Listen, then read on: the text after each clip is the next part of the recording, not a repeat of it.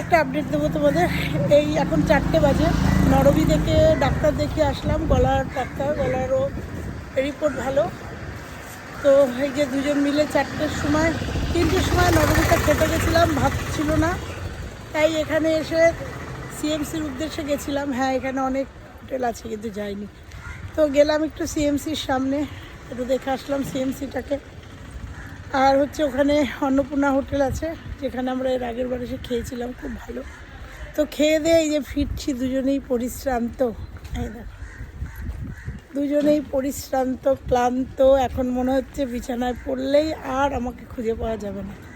এবার আসো, তো দুজনকেই আর খুঁজে পাওয়া যাবে না। ভেবেছিলাম এখানকার কাজ মিটে গেছে, একটা কাজ ছিল, সেই কাজ তো যেন মিটে গেছে।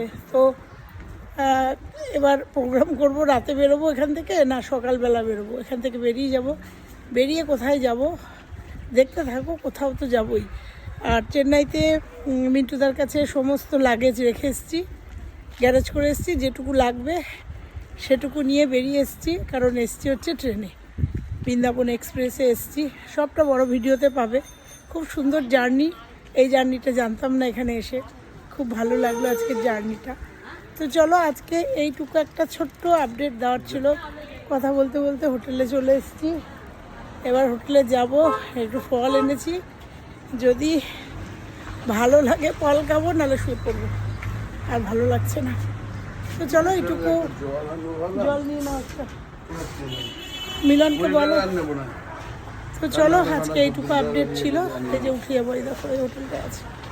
চলো, আজকে এইটুকু আপডেট ছিল। সবাই ভালো থেকো, সুস্থ থেকো, আমিও ভালো আছি।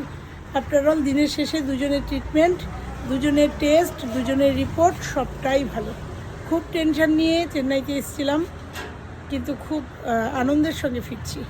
আমার রিপোর্টও খুব ভালো, গলার যে অপারেশন করেছিলাম খুব ভালো রিপোর্ট, কোনো খারাপ কিছু নেই। শুধু একটু আস্তে কথা বলতে হবে, যেটা আমার পক্ষে সম্ভব না।